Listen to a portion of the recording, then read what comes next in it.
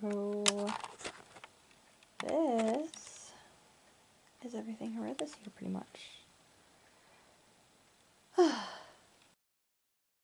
Hey folks, my name is Jen, and today we're going to go over everything that I read over the course of 2021. So I apologize if the lighting's a little weird. I'm filming this at nighttime, so I'm working with what I have here. Okay, so I probably showed like a shot of everything kind of stacked up here. So first off, let's go over my stats from Goodreads and personally the stats that I've kept, and then we will go through by month everything that I read over the course of the year. Full disclaimer now, while this is physically most of the books, there are a couple of books missing because I have either unhauled them, they were borrowed and I gave them back, they were ebooks or audiobooks, or I do have them but I've just lent them out. But mostly everything should be here.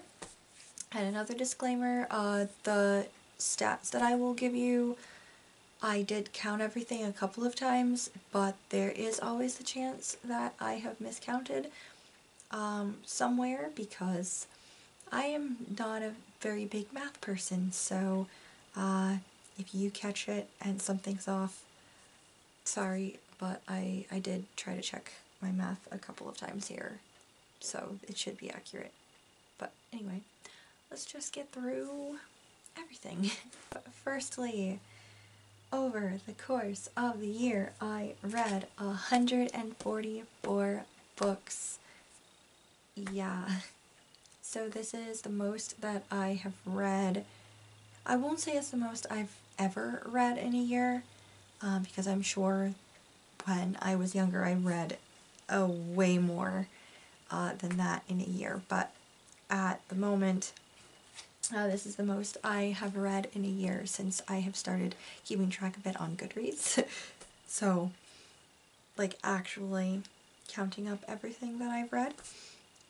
Although a chunk of those were a manga series and also a bunch of picture books this month of December, like holiday picture books and stuff like that. So that definitely added up to a little bit more than I probably would have had otherwise.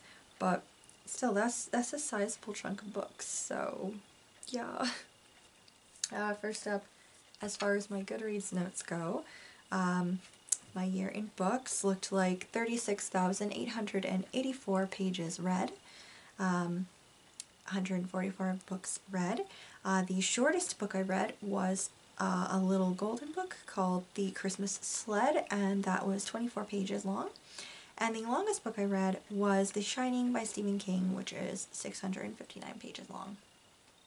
The average book length of books that I read this year was about 256 pages. The most popular book I read this year was also The Shining, as over 2 million people have apparently shelved that book, and the least popular book I read this year was Contrary Country, which is a strange history of Vermont, and only 7 people have shelved that book. My average rating for 2021 was about 4.3 stars, which I think is around basically what my average rating was last year. I think my average rating was like 4.1, 4.2, something like that. So that's pretty good. I've been pretty good about figuring out what books that I am into, what books are basically things that I'm going to enjoy. I've gotten better at basically figuring that out and figuring out what to waste my time on, while at the same time still having surprises occasionally. The highest rated book on Goodreads that I read was actually A Forever Kind of Love, which is a bind-up of 2 shorter romance novels by Nora Roberts. That average is 4.62 stars, which is surprising to me, I guess, because while I liked it, I wouldn't say it's the best thing I've ever read of hers.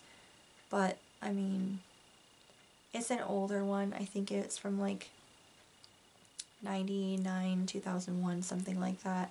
Slightly older one, so I guess more people have read it maybe. First up, you can see my graph, my poorly drawn graph here. This is what I use to help me keep track of genres, what genres that I've been reading. Last year, the most popular genre I read was manga, graphic novels, and like comics and things like that, which I think is pretty normal for me. I tend to blow through those a lot quicker. That was also true this year as well. That was the most popular genre for me this year, was again the comic, graphic novels, and manga. Last year, my least, genre that I did not really read at all was adventure. And that changed this year because while I still did not read that many books, which I deem under like the adventure category, the genre that I did not read anything in this year was actually sci-fi. Anyway, by genre, fantasy, I read 15 books. Sci-fi, like I said, I read 0. Adventure, I read 2 adventure books. I read 15 books, which I consider to be literary fiction or contemporary. I read 14 horror books, about 16 mysteries, which I think is about average for me, or actually it might have been a little less this year. I read 13 classics as opposed to the past couple of years, but I think I didn't read that many classics at all. I read 2 historical fictions, 8 nonfiction books. I read about 20 comic, manga, or graphic novels, 18 romances, 6 books of poetry, and also 13 picture books. As far as my rating goes for this year, I read about 57 books, which I rated at 5 stars. I had 59 books, which I rated at 4 stars. 16 books, which I rated at 3 stars, and I had 3 books which were unrated because last year I started not rating autobiographies or memoirs because I probably explained it before, but it just feels kind of odd to give a rating for someone's actual experiences that they wrote about. So I had 3 of those. And I had 0 2 or 1 star reads this year, which I think was helped along by the fact that when I wasn't having good time with books, I allowed myself to DNF more books this year. When I got to a point where I was like, you know what, I'm not enjoying myself, or I have a real big problem with this, I, gave myself permission to DNF them rather than just give a low rating to something. So that's how that worked out this year. There was 1 book that I read at some point, I think it was in the summer, where, to be honest, it could be pushed down to a 2 star, but yeah, I decided just to keep it at 3 star because I figured maybe I was being a little too harsh on it. And then for other stats, so 134 of the books that I read today were books that I physically own copies of, and 8 of the books that I read were borrowed. I read 141 physical copies of books. I read 1 ebook and 2 audiobooks. So let's just get into the books themselves by month, shall we? So starting off with the month of January, I read 6 books. The Castle of Lear, Tauren Wanderer, and The High King. These are books 3 through 5 of the Chronicles of Brittain series by Lloyd Alexander. When No One Is Watching by Alyssa Cole, Endless Night by Agatha Christie, and I'll Fly Away by Rudy Francisco, which is a collection of poetry. Also in January, I DNF'd one book, The Desperate Disturbance of Donald Godfrey Dawn by Nicholas Lynn. In the month of February, I read 5 books. Those were Dreams from My Father by Barack Obama, The Duke and I by Joanna Quinn, Red, White, and Royal Blue by Casey McQuiston, Felix Ever After by Kacen Callender. And these two were both books to cram buddy reads of the group of people, and this was like put on by I believe it's Book Rex by Shar. So it's Charlotte, yeah, at Book Rex by Shar. And then finishing off February, I read The Essential Calvin and Hobbes by Bill Watterson. In March, I ended up reading 9 books. Most of those books, like 8 out of the 9, were for 2 different read-a-thons that I took part in, kind of. One was Middle Grade March, and the other was Dunder Mifflin-a-thon. So, yes. The books were Nicola and the Viscount by Meg Cabot, Boy Meets Girl, also by Meg Cabot, The Missing Chums, which is a Hardy Boys mystery by F.W. Dixon, At Bertram's Hotel by Agatha Christie, Ramona Quimby, Age 8 by Beverly Cleary, Inkheart by Cornelia Funke, Holes by Louis Sachar, Spellcrafts by Scott Cunningham and David Harrington, and The Mystery of Mrs. Christie by Marie Benedict. In April, I read 5 books, and they were as follows: Anne of Green Gables by Ella Montgomery, How to Catch a Queen by Alyssa Cole, Hollowpox, The Hunt for Morrigan Crow by Jessica Townsend, The Secret Garden, and A Little Princess, and both of those two are by Frances Hodgson Burnett. In May, I read 6 books: Anne of Avonlea and Anne of the Island, both by Ella Montgomery, The Ghost and the Goth by Stacey Cade, Solutions and Other Problems by Allie Broche, Rebecca of Sunnybrook Farm by Kate Douglas Wiggin, and The Mark of Athena by Rick Riordan. I also DNF'd one book in May, and that was Godmother by Carolyn Turgeon. In June, I read 10 books: Anne of Windy Poplars and Anne's House of Dreams, both by Ella Montgomery, The Weekend Was Murder, and The Name of the Game Was Murder, and these are both by Joan Larry Nixon, Midwinter Murder, a collection of mysteries by Agatha Christie, Misty of Chincoteague by Marguerite Henry, The House of Hades, and The Blood of Olympus, both by Rick Riordan, Magical Herbalism by Scott Cunningham, and Sense and Sensibility by Jane Austen. In July, I also read 10 books: On Kingdom Mountain by Howard Frank Mosher, Anne of Ingleside by Ella Montgomery, A Little Bit of Wicca by Cassandra Eason, The Sweetness at the Bottom of the Pie, and this is by Alan Bradley, No Matter the Wreckage, poems by Sarah Kay, City of Ghosts, Tunnel of Bones, and Bridge of Souls, all by Victoria Schwab, The Viscount Who Loved Me by Joanna Quinn, and The Invisible Life of Addie LaRue by V.E. Schwab. In August, I read a shit ton of books. 19 of them, actually. Inca Gold by Clive Cussler, Rainbow Valley by Ella Montgomery, The Wonderful Wizard of Oz, and The Marvelous Land of Oz, both by L. Frank Baum. Finally finished reading Sisters of the Earth, which is a collection edited by Lorraine Anderson, Murder on the Orient Express by Agatha Christie, Vision in White, Bed of Roses, Save the Moment, and Happy Ever After. These are all by Nora Roberts. Small Spaces, Dead Voices, and Dark Waters. These are all by Catherine Arden. Arusha and the End of Time by Roshani Chakshi. Seance Tea Party by Raymona Yee.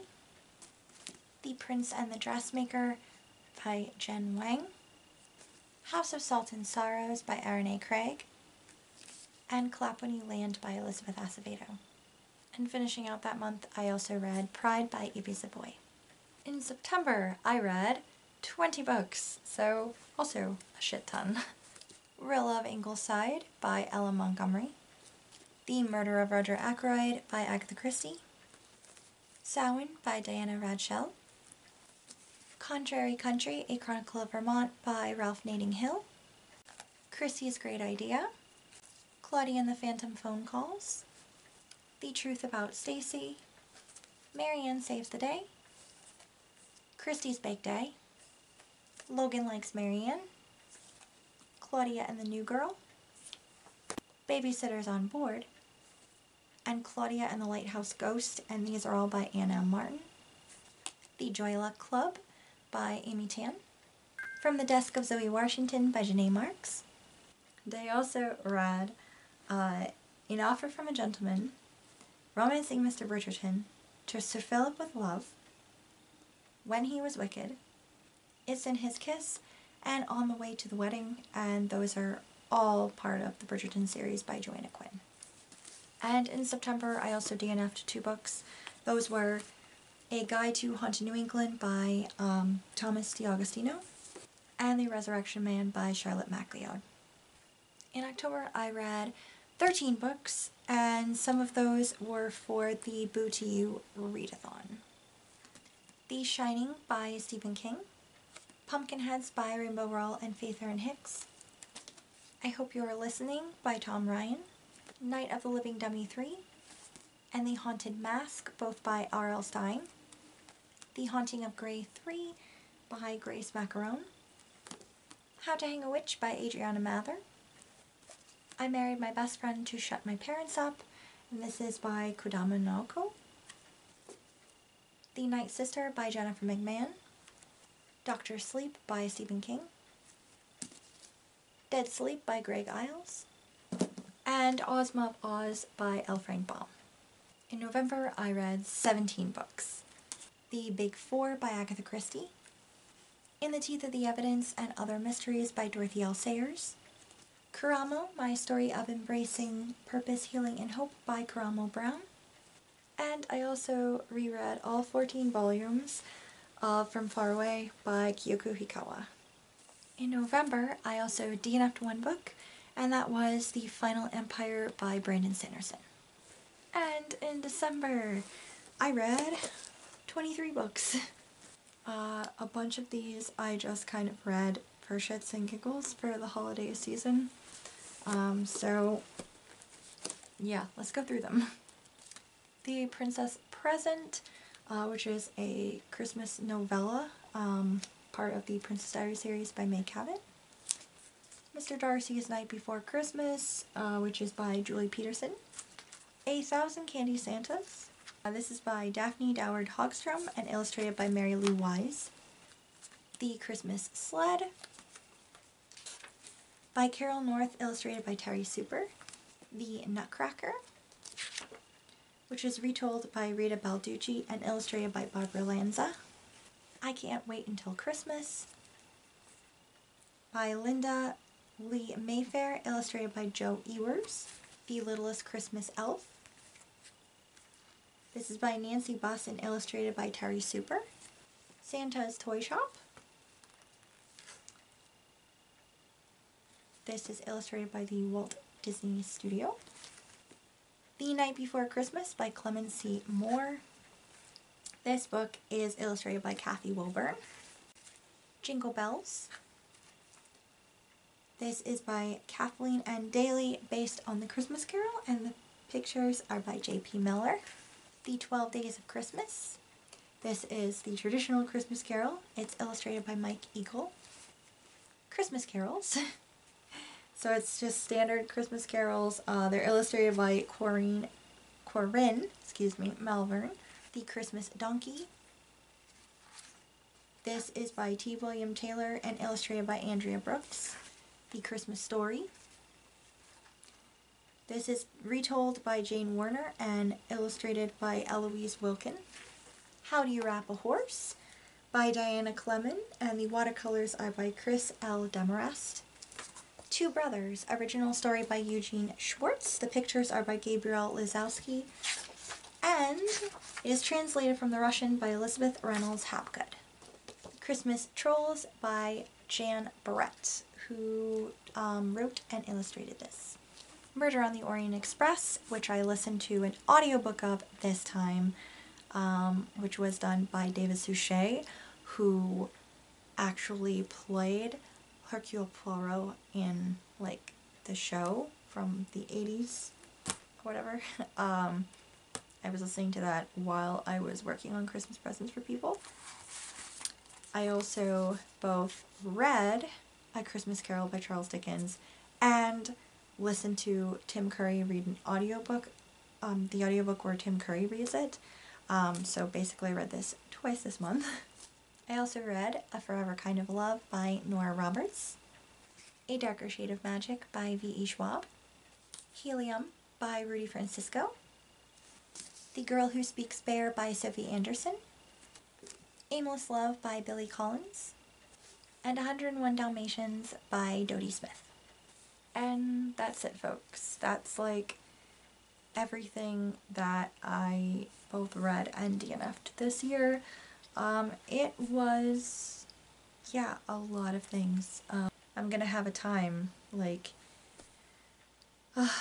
figuring out all of my books and putting them back where they belong. Anyway, thank you so much for watching. Hopefully this video is not as long as some of my others.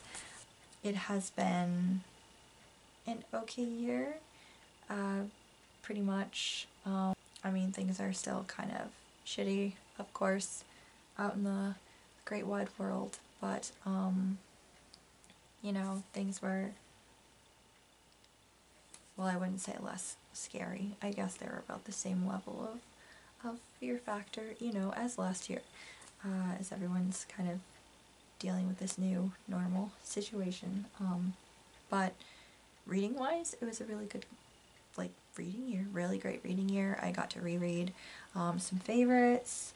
I was a little disappointed with a couple of rereads, because I guess I'm just like a different reader, or a different kind of person than I was when I first read some of these books, and then others it felt like coming home, or it was just really good to re-experience them again, and also found quite a few books that are new favorites.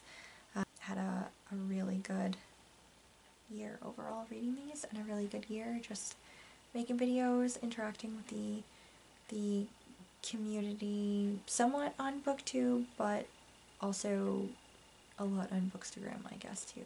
It's been a good year. So I just wanted to say thank you so much for watching, for subscribing, for, you know, sticking around and whatnot. I hope that you all have had a wonderful reading year as well, and I hope that 2022 is another great one, both reading-wise and in life in general. Thanks, guys, and I will see you in the next video. Bye.